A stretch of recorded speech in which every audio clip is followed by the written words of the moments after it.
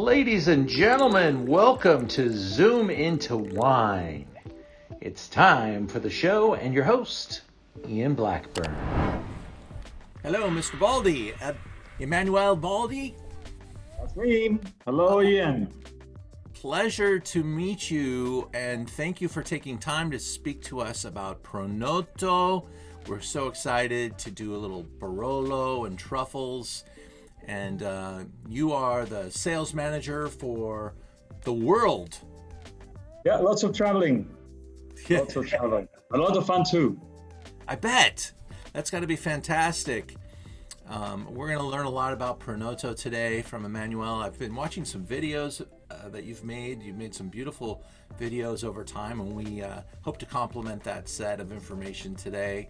We're so proud to be able to present Prunotto to our lovely audience and learn all about this spectacular brand. And let me go into presentation mode, and we can start to learn all about Prunotto. Are you sitting at the winery right now? I am indeed. I'm right in the heart of Alba. As you know, Prunotto is a 100 years old winery based in Alba, which is a Roman settlement. So it was founded by the Romans. So there are still some houses, some restaurants which are actually built on Roman walls, and is also famous for being the capital of white truffle. The White Truffle Festival is on these days, and all the restaurants are sort of showing their classic dishes like the tallarin, so the egg noodles with white truffle, the sunny side up fried eggs with truffle, and many other things. But at the end, I always like it with very simple dishes. Fantastic. So I think the most important dates, if you look back at Prunotto history, is 1904 is when Prunotto was founded. Alfredo Prunotto was the founder, and together with his wife, he ran the company up until 1956. And then Beppe Colla, the winemaker, took over, and he was the one responsible for doing something which was very, very important, not only for Prunotto, but for the whole Barolo and Langhe region, which was after a trip in Burgundy, together with a prominent wine journalist, Veronelli. They came back from Burgundy and said, you know what, we are making great wines, but we are not saying where this wine comes from. So they really started the tradition of labeling single vineyards Barolo and Barbera, and Barbaresco, of course, later on. So in 1961, the first Barolo single vineyard was made, and that was Barolo Bussia, and also the first Barbera, which was Pian Romualdo. Another very crucial date is 1989, when the Antinori family took over. You know, it's a family that takes care of the wine business since more than 26 generations and 600 years. And they really understood the importance of controlling the production from the very beginning. So while Prunotto produced great wine since the beginning of the last century, but was buying grapes, they understood the importance of buying land. So today Prunotto owns more than 70 hectares, and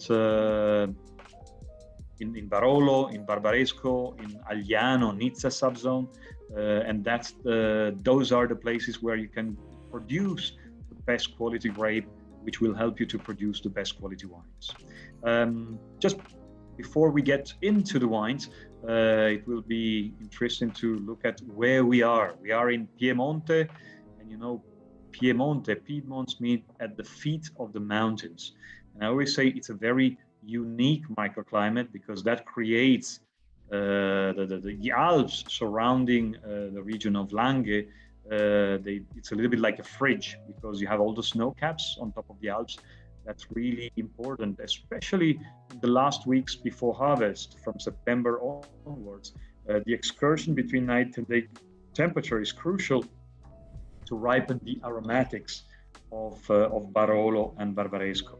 And Nebbiolo is a grape varietal which is rooted in this region since 700 years, so really adapted to that soil and benefit from the discussion between night and day to really release all its aromatics.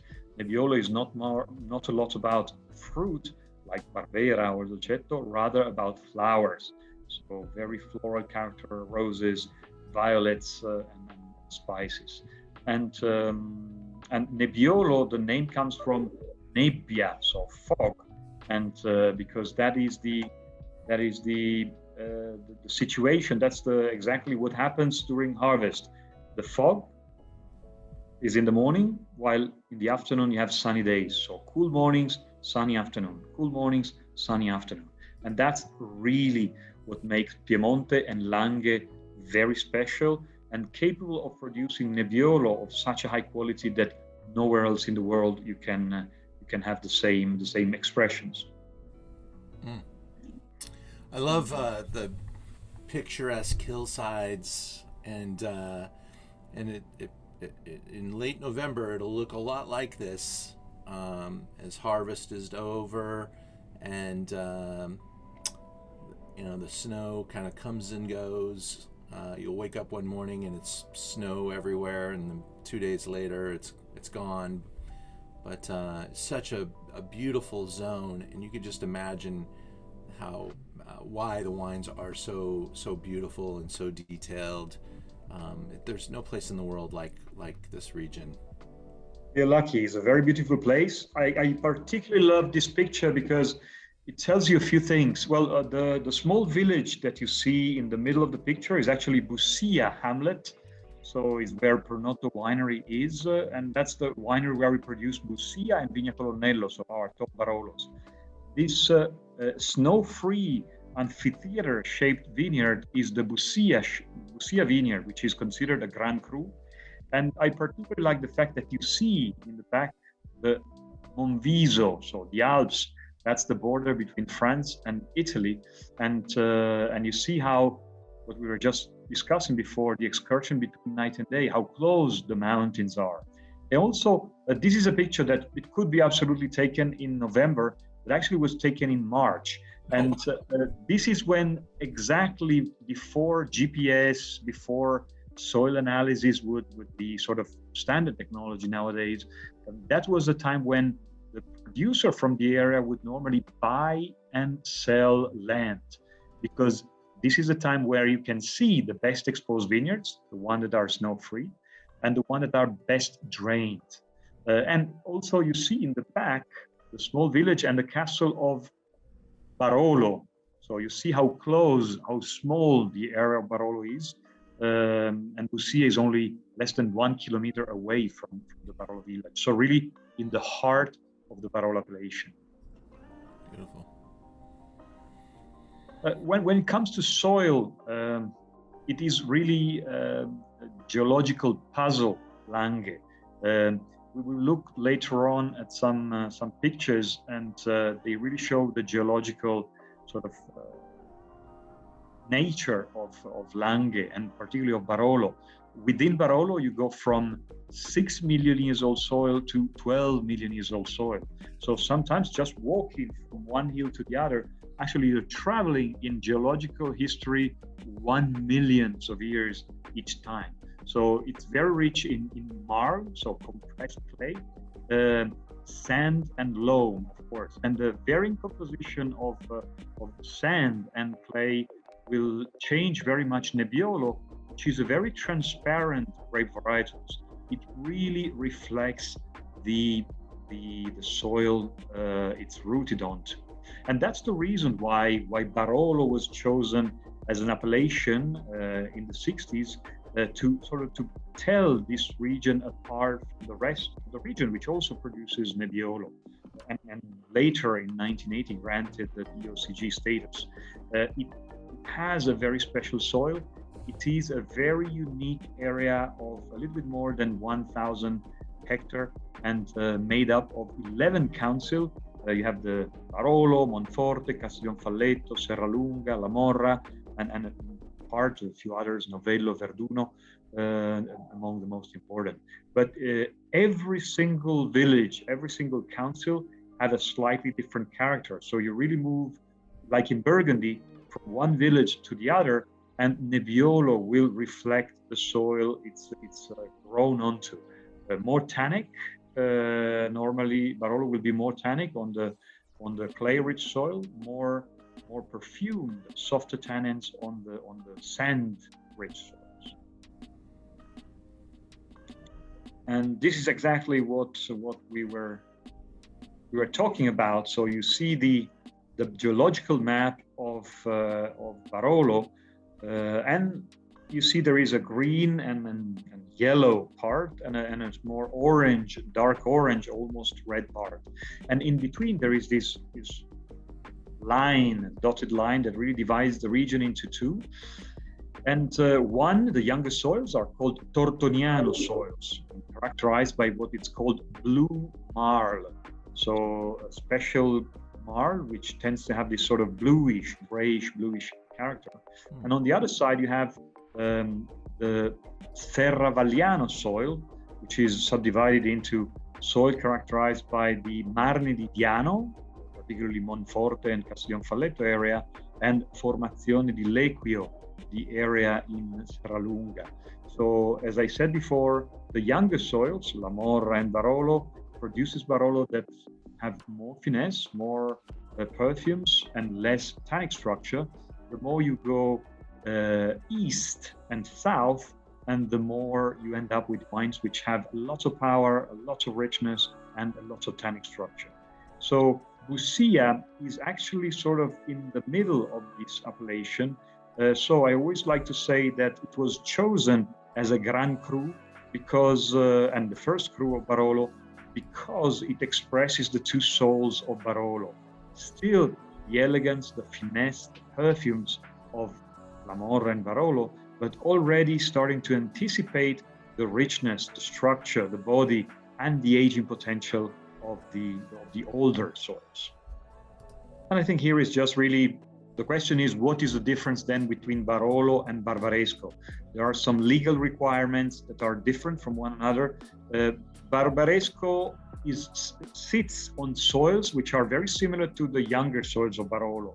So Marne di Sant'Agata, so sandier soils, which means Barbaresco are normally more perfumed, more fragrant, and they need less time in age in barrel to soften its tannins. While Barolo, of course, because it has more tannins, harsh tannins, it needs a little bit more time. And of course, that will be even longer time for the Barolo Riserva and for the Barbaresco Riserva. It doesn't mean that the requirements in oak is different. So the minimum requirement is 18 months for the Barolo and 9 months for the Barbaresco, but the time it will stay in the winery is different. So prior to release, it has to stay for 60 months versus 30 months. Is Bussia considered a Riserva, or is it just a Barolo single vineyard? Because I know we're tasting the 15, which I believe is the current vintage. Yes, so the Bussia, it's a Barolo single vineyard, which I always joke and say, you see the Italians like to talk because the French expressed the idea of cru with 3 letters. It took Italian 3 words, menzione geografica aggiuntiva. So technically, Bussia is a menzione geografica aggiuntiva, so a specific geographical designation which is binding by law. So you can only produce wines labeled Bussia if you own label, or if you buy grapes from the Bussia area. We also produce a Bussia Riserva, which is also a Vigna Colonnello. So they say there was this colonel from the Napoleonic army that retrieving from war settled there. And that is a Vigna Colonnello. So when you say Vigna, you have to cut down production by 10%, so even lower yields. And it is a Riserva. So it is only released after 5 years.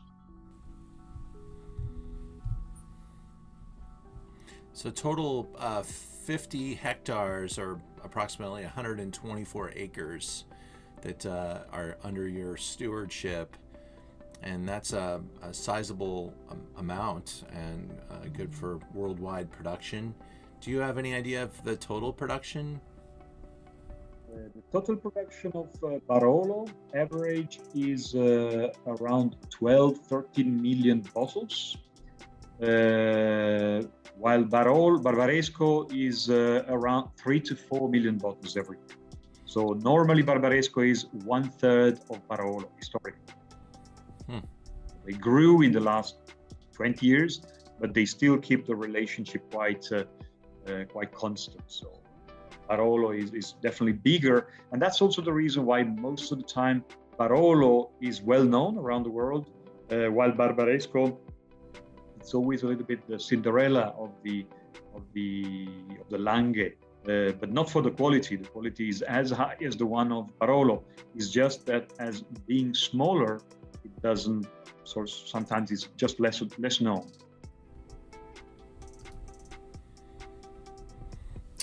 All right. A couple of the winemaking personalities. Yes, Gianluca Torrengo, the one in the lower picture, is with us since 1999. So definitely he knows his stuff now. He's one of the, he always say, I'm one of the few winemakers that still walk in the vineyard every day at harvest time. So he goes there, check the grape, sort of really see what's happening in the vineyard, and then decide when to pick. So he's not only winemaker, but also works in strict contact with the agronomist, and this is a mantra that you probably heard many times. But he's a strong believer that in order to make great wines, you need to start from very healthy and good quality grape. So that's his mantra, and of course the supervision is from Renzo Cottarella, which is the chief enologist, chief winemaker from the Antinori company, which of course it's in strict, they work really side by side in deciding the strategy, the direction, acquisitions for Prunotto. And you can see, you saw before some of the smaller casks, the barrique, which are used for Barbera. So today for Barbera, we use small barrels and big barrels, but especially for Nizza, we use small barrels. While for Nebbiolo, in the historical winery of Alba and in the winery in Monforte, we only use large vats, large casks, the traditional botti, mainly in French oak, Allier, but a small percentage from Slavonian oak as well. So in order to try to have different kind of oak. Okay.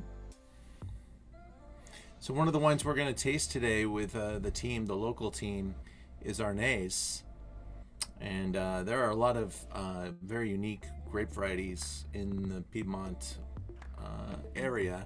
Arnese is particularly important to those that make Barolo. And it tends to kind of coexist in the same areas. Huh? Arnese is a grape varietal that, as Langhe and Roero are famous for making great reds. I always, the expectation sometimes is, is Arnese a great red, a great white, as much as it is, in Burgundy, the Chardonnay versus the Pinot Noir. And I always say, not quite, but Arnese is the perfect aperitif wine. So if you're looking for power, complexity, aging potential, then no. Arnese, it's not a motorbike. You don't need the helmet. It doesn't. You don't need gasoline. You cannot speed 100 miles an hour on the motorway. But it's a nice bicycle. Very elegant, very bright, very floral character. Beautiful perfumes. Very floral perfumes produced normally on sandy soils. That's where it produced the best results. And then it has quite a low acidity. So it's a perfect aperitif. You can drink it on its own, of course, with food, also with the traditional antipasti from Piemonte. It works absolutely well, but you can really drink it on its own. And as it is a lighter styled wine, absolutely is a wine that's the only problem for Arnese is that the bottle is empty too early. So, you need to order a next bottle. But Arnese, it's definitely the white wine from Langhe and Roero, and it really is the other sort of expression of this region, which is not tannins, power, aging complexity, but it's like a denser, so much lighter, much sort of delicate, but delivering also the complexity and in a way expressing the same unique expression of the microclimate because of that excursion between night and day temperature. The same applies for Arnese. And this 2020 Arnese literally just arrived, so we were one of the first to get the 2020, and by the time this Zoom occurs at the end of November, we got the Arnese like the first day or two of November, so it's fresh and as it should be. A really clean and beautifully aromatic white wine. I'm sure you're going to love it. It's pretty limited. It'll come and go fairly quickly, but really popular with the great Italian restaurants here in Los Angeles. We are very fortunate to be able to taste two amazing vintages back to back, the 15 and the 16. You could probably go back in history and find other back-to-back very good vintages, but few will be as highly regarded as 15 and 16. And it's really amazing how these wines just are magnificent, even enjoyed early.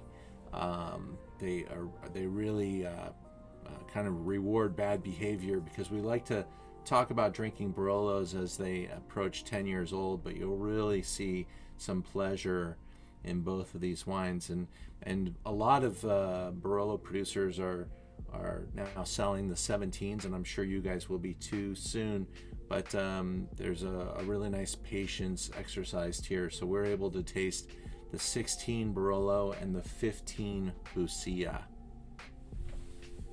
Well, 16 Barolo, in 2016, and much have been said, it's really one of the best vintage in Langhe in the last 20 years. The grapes were absolutely very high quality, very healthy. There is very high quality perfumes, balanced body, and great aging potential. So really, it has everything to be a great vintage for Barolo. The winemaker, when he was harvesting and started fermentation, he told me, in 25 years, I never saw Nebbiolo with so much intensity in the color during fermentation. And when I'm asked which is the most important wine for Prunotto, sometimes I sort of skip the temptation to say it's the Barolo Bussia, which was the first single vineyard, or the Barolo Vigna Colonnello, which is a single vineyard Barolo Bussia, to say it's the Barolo Classico, because while Barolo Bussia and Vigna Colonnello, they express the unique magic of the soil they are grown onto, for Barolo, Barolo Classico always respects the vintage, but it's every year the winemaker job to really sort of blend the different grapes coming from different Barolo Council, and to recreate every year the Prunotto style. So I think it is very important because it really expresses the style of Prunotto. And if we go back to the map that we were looking for, here you see all the different soil, and the Barolo Classico, I always try to express it. It's like a quartet of instrument, or like an orchestra. In an orchestra you have different instruments. Some of them you can play on its own, and that would be a single vineyard. Some of them, like double bass, you don't want to listen an hour playing double bass. It could be a little bit boring. So some of the vineyards can be maybe a little bit too tannic, some other very perfumed, but they lack the depth, body, richness, the depth.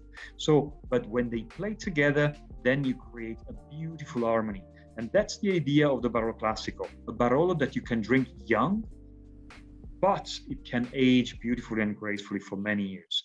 The Barolo Classico, it's produced with this idea in mind. Grapes come from 100% Nebbiolo, come from Monforte, Serralunga, and Castiglionfalletto, and different aspect too. Some come from south-facing slopes, some come from east, some come from west, and everything in between. So really, it shows how the idea, which was the traditional idea of the producer 100 years ago, to produce Barolo by blending different areas is still absolutely a good idea today to make a very balanced wine.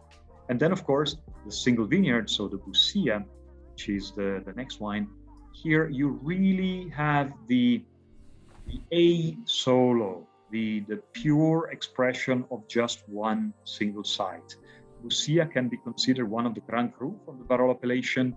It's produced, and it was chosen, as I said at the beginning, because it's in the middle of the Barolo appellation. So it expresses the two souls of Barolo: the finesse, the elegance, but also the power and the weight.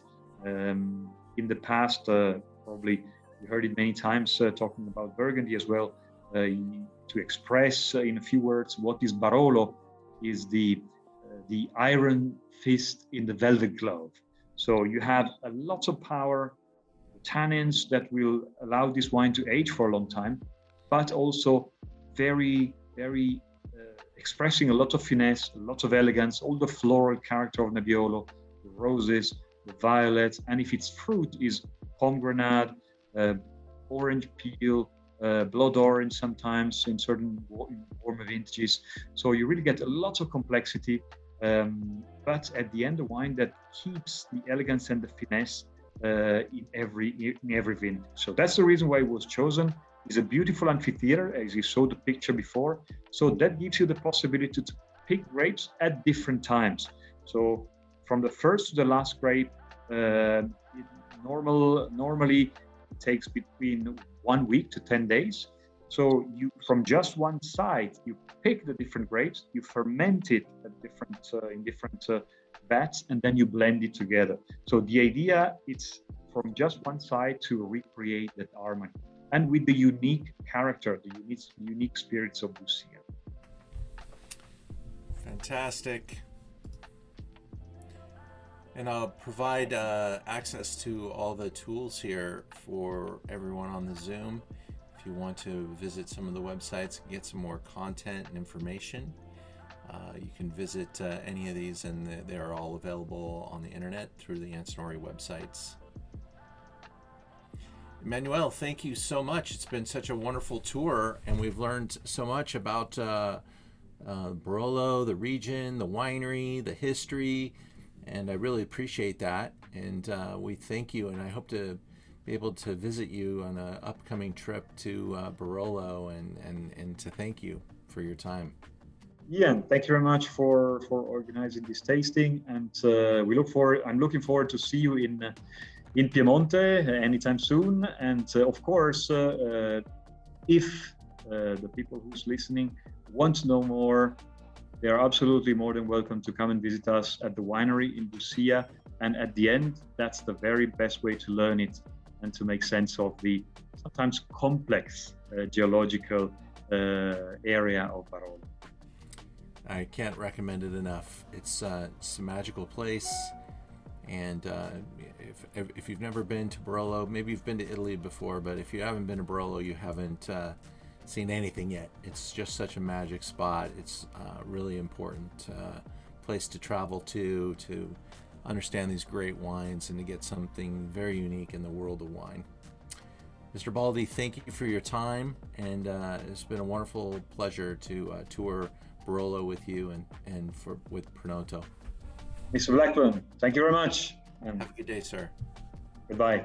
Bye.